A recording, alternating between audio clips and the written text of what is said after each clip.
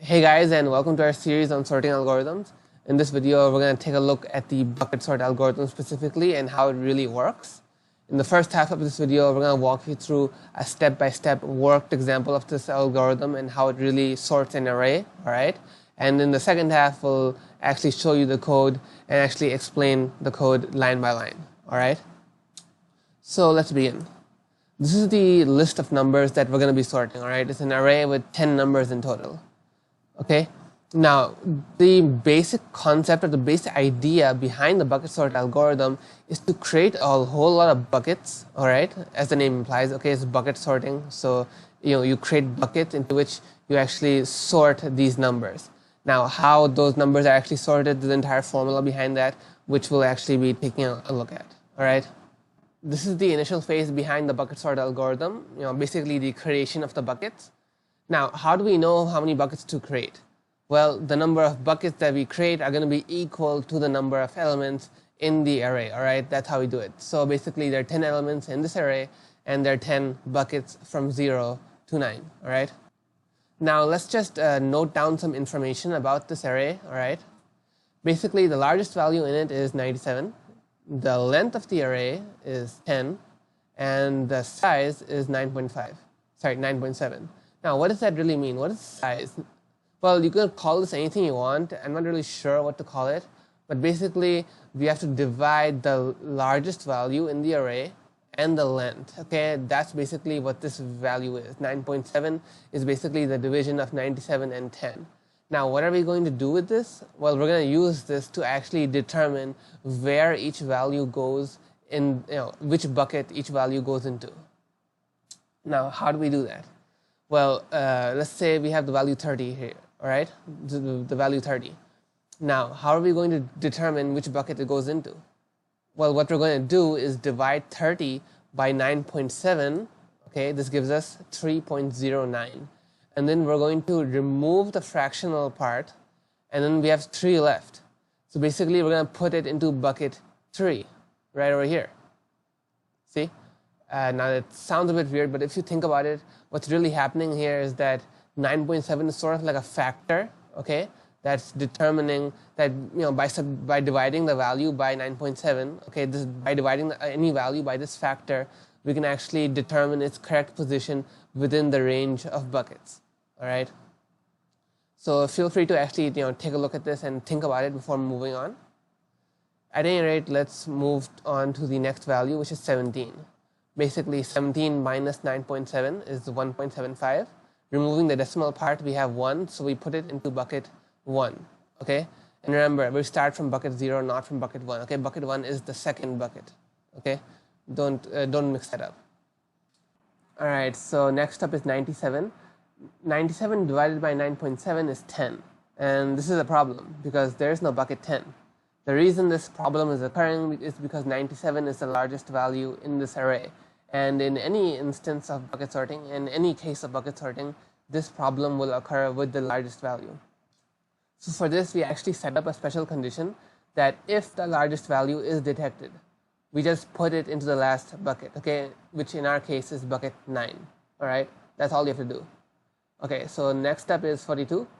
That gives us 4.33. Okay, we just truncate it. Okay, that's the proper term for it. We just remove the decimal part, and that gives us 4. And we put it into bucket 4. Okay, so it's now over there, 42. Next up is 4. This is 0.412. Removing the decimal part gives us 0, so we just put that in bucket 0. Next up is 65. That gives us bucket 6. Okay, and next up is 37. That goes into bucket 3. And this is actually where the values begin appending themselves. Okay, because up till now we've just had single values in each bucket. Okay. So don't actually get confused because each bucket is actually a separate array. Okay, I didn't mention this earlier, but each bucket isn't a variable. It's actually an array. Okay, so this is like a 2D list. Okay, or a 2D array. Okay, next up is 48, and 48 divided by 9.7, that's 4.94, and this gets appended into 42. Okay, the list that contains 42. Next up is 92. That gets appended into the bucket 9 list, and next up is 40. That also gets appended into the bucket 4 list. Okay, and guess what? This is where the bucket sort process ends. Why is this? Because bucket sort is actually a sort of incomplete algorithm in the sense that it by itself cannot fully sort an array.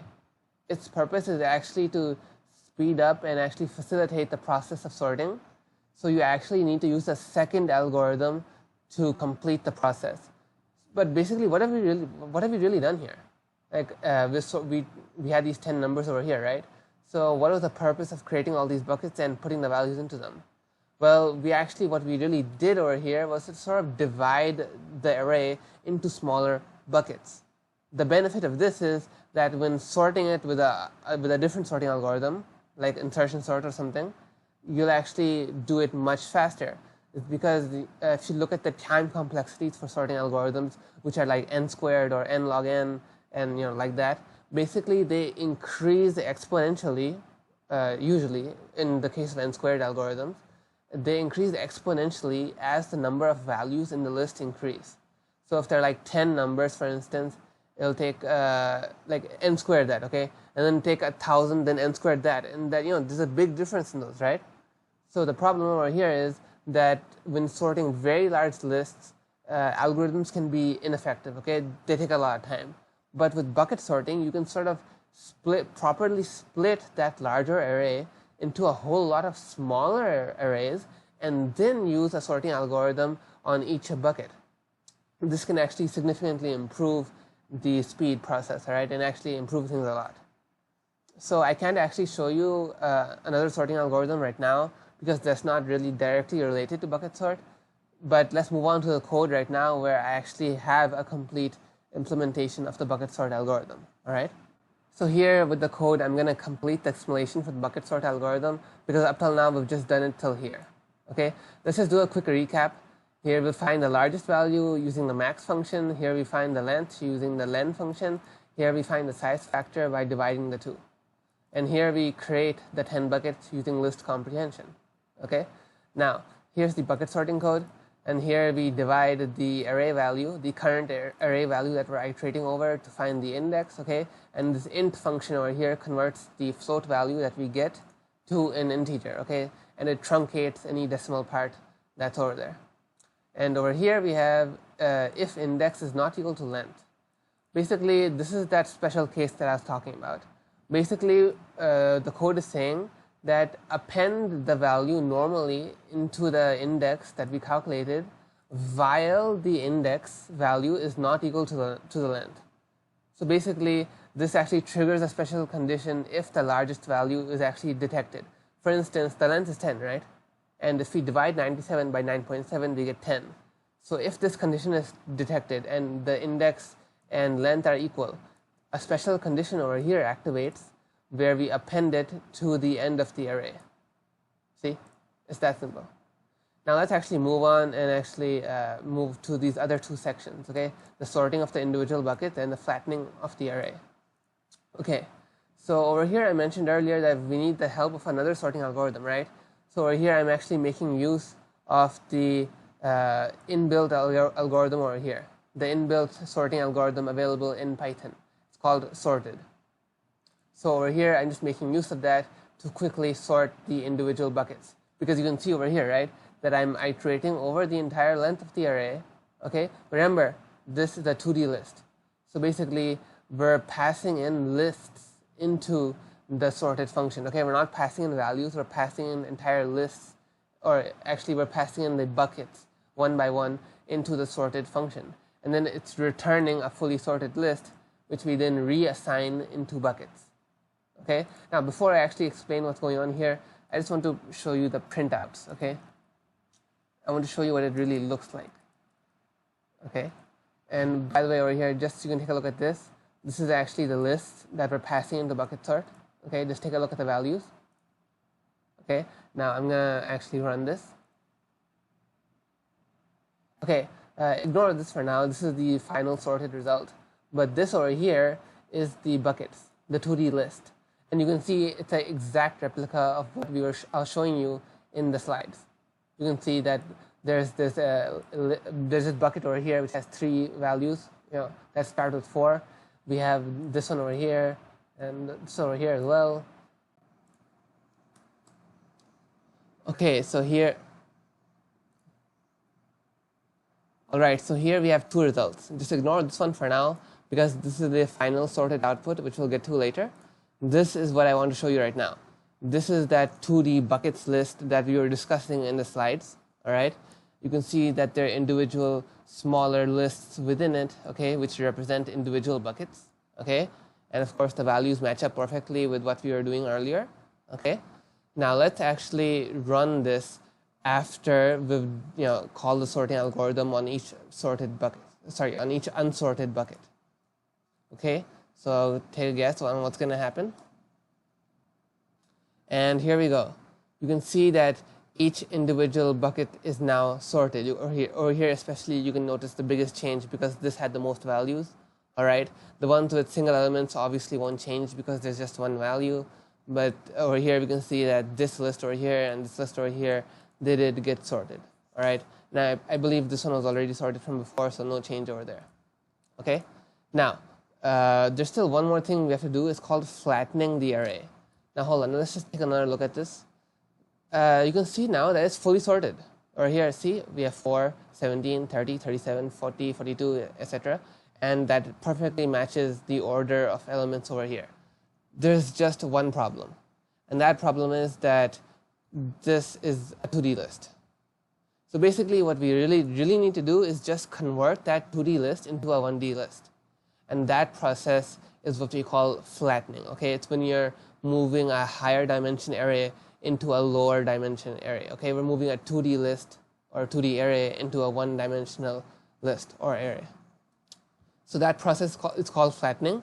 And there are actually a whole bunch of different techniques. There are, I think, at least 5 different techniques you can use. And you can even write your own method of doing it. It's not that hard. I'll actually include a link in the description, which actually is a link to my website. And you can actually see the 5 different methods that can be used to flatten arrays over there. And you can just pick whichever one you find most easiest to use, because they're all actually pretty simple. So this one over here actually just uses a very simple concept. It just iterates over the entire thing, okay? And it just adds each bucket into a new 1D result array. It's actually a pretty simple thing. It's just appending arrays, okay, onto a new empty array. See, that's all there is to it. It's like this empty array, you put 4 into it, then you put 17 into it, and then you just put other arrays into it. It's all pretty simple, all right?